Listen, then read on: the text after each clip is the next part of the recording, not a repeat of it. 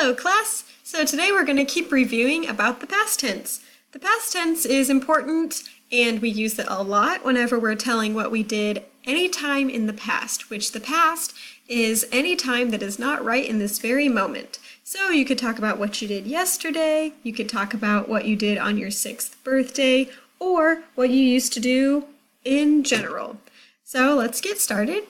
Our objective, our goal for the day is I can speak using the past tense by one is narrating events in a story, and the other is by sequencing events. And our little friend right here down in the corner, he's going to be part of the activity that we're going to do, and we're going to be narrating or talking about things that he did in his silly video. So we're going to review with the present tense.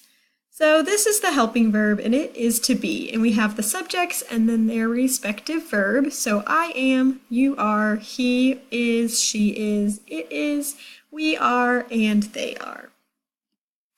So the present tense uses this helping verb to be with these progressive actions, and progressive actions are just ongoing actions that are happening right now, and that is why we use the present tense. So a progressive action, for example, is I am talking, something that I'm doing right now. So I have my subject, which is I, my helping verb, we can find that up here is am. Verb, I'm talking, so the verb is to talk or just talk, and then you just put ing on the end to make I am talking. The second thing you can use the present tense and the helping verb to be is with using and talking about emotions. So you could say he is excited, or she is upset, or they are happy. And lastly, you can use it for describing. So you could say we are wearing glasses, or you can also talk about the time. So for example, you could say it is 3 o'clock.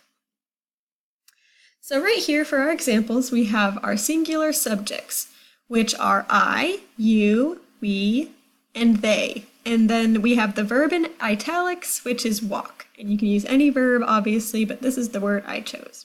So you just have the verb only right after the subject, and that is your simple sentence.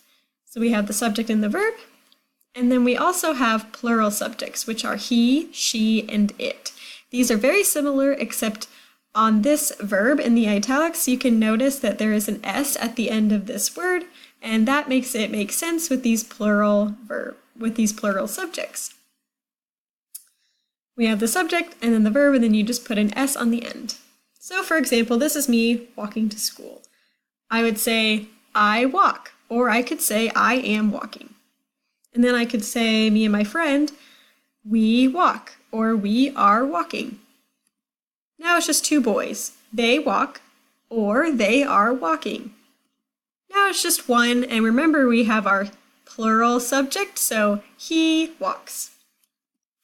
Lastly, we have our friend Frankenstein over here who is cooking. So we can say Frankenstein cooks, or we could just say with the progressive action, Frankenstein is cooking. All right, let's start on the past tense now. So the past tense, like I said, is something that has already happened. It's already completed, and now you can tell everything about it because you know everything that happened. So that happened yesterday, for example, which is the past, and the rest of our timeline, we have today and tomorrow, the future tense, and the present tense, which we will go over, and we've already gone over the present. So some examples for us. We have the present tense, I learned to read. And if you want to change that into the present progressive with an ing verb, you can say I am learning to read. And now for the past tense. Last year, I learned to read. So we know that this is past tense because we stuck an ed on the end of the verb to learn. The ed makes it past tense. Something else that makes this very specific is that we have the phrase last year.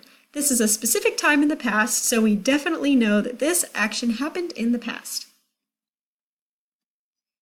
So our rules, we have verbs ending in consonants. For example, kick. A consonant is any letter that is not A, E, I, or U. And for consonants, we put an ed on the end to make kick, kicked.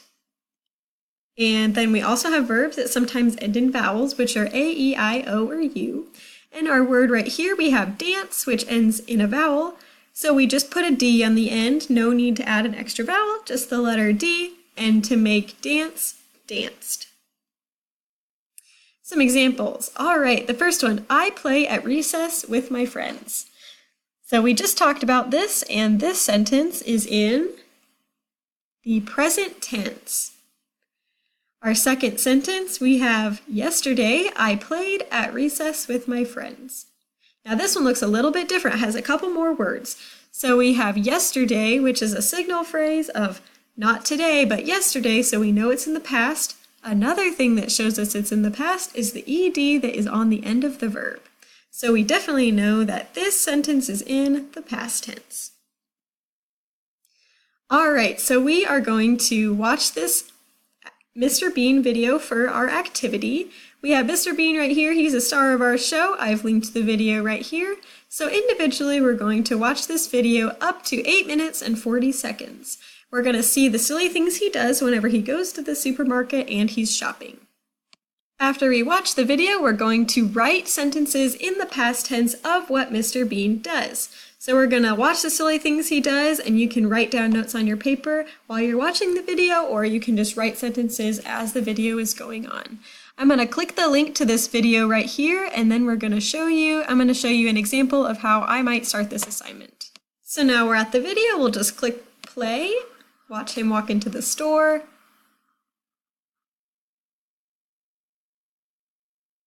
So Mr. Bean is in the store. Right now I might start by saying, Mr. Bean showed the card to the employees. That's just one sentence that you could write, and the verb I used is to show. Let's go back to our presentation. So after we write our 12 sentences, the next thing we're going to do is find a partner and share some of the things that you saw that Mr. Bean did while he was at the supermarket. So you guys are going to talk back and forth, and it's important to make sure that your sentences make sense and your partner's make sense. Lastly, after you're done sharing sentences, we're going to continue watching the video, and also we're going to take turns narrating what Mr. Bean does.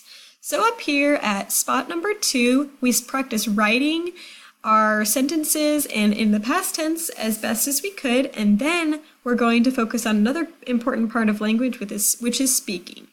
So we have writing and then speaking. All right, so I'm going to give you another example. We have this silly video of Mr. Bean.